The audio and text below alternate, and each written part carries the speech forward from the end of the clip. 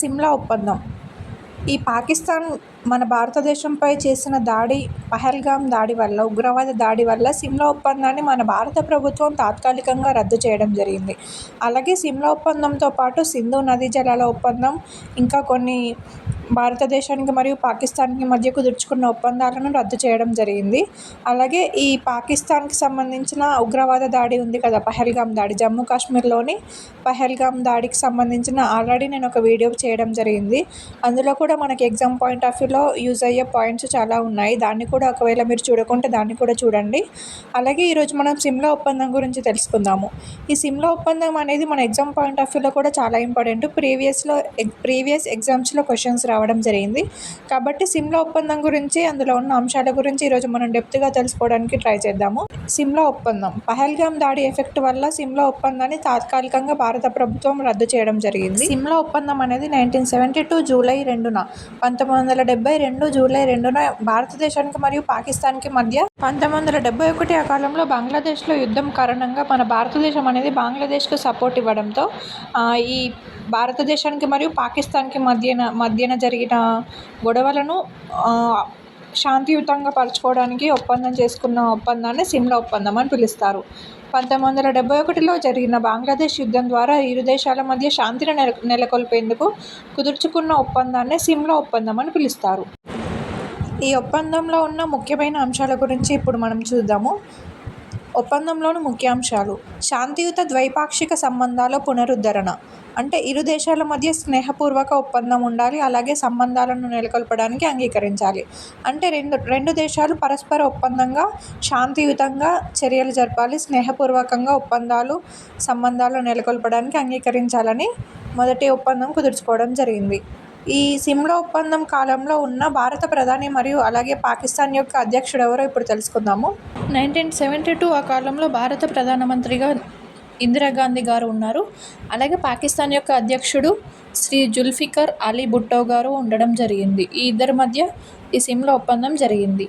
అలాగే ఈ సిమ్లా ఒప్పందంలో భాగంగా రెండో పాయింట్ ఏంటంటే, పెండింగ్ సమస్యల పరిష్కారంకు సంబంధించి ఒప్పందం చేసుకోవడం జరిగింది. అంటే ఇరు దేశాల మధ్య దీర్ఘకాలికంగా ఉన్న సమస్యలను శాంతియుత చర్చల ద్వారా పరిష్కరించుకోవాలని నిర్ణయించుకోవడం జరిగింది. అంటే రెండు దేశాల మధ్య ఏమైనా దీర్ఘకాలికంగా చాలా రోజుల నుంచి ఏమైనా సమస్యలు ఉంటే వాటిని శాంతియుతంగా చర్చల ద్వారా పరిష్కరించుకోవాలని నిర్ణయం తీసుకోవడం జరిగింది.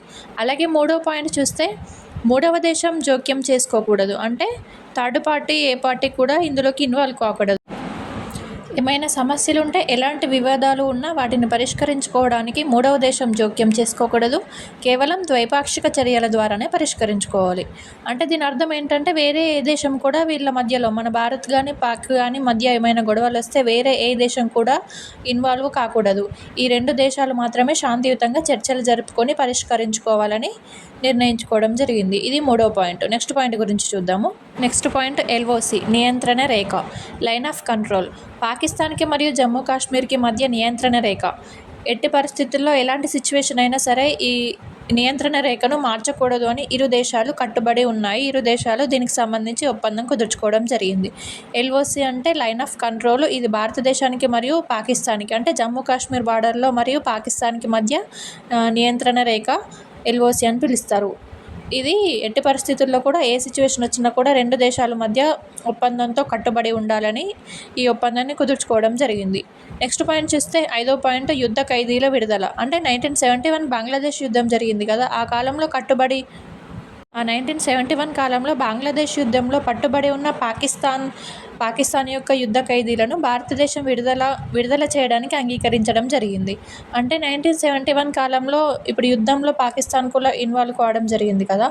సో ఆ యుద్ధంలో పాకిస్తాన్కి సంబంధించిన యుద్ధ ఖైదీలు ఎవరైనా ఉంటే వారిని కూడా విడిపించడానికి భారత్ ఒప్పుకోవడం జరిగింది.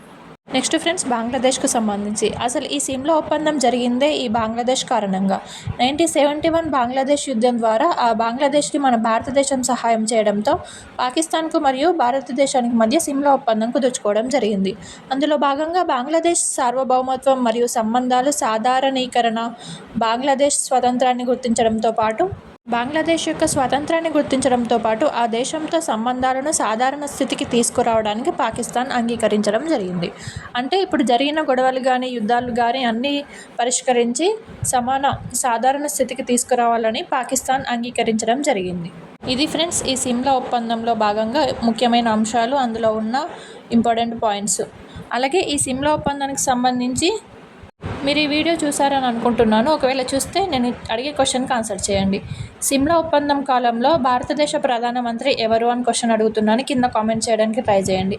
ఇది ఫ్రెండ్స్ ఈరోజు video. Thank you so much. Thank you for watching. Do subscribe.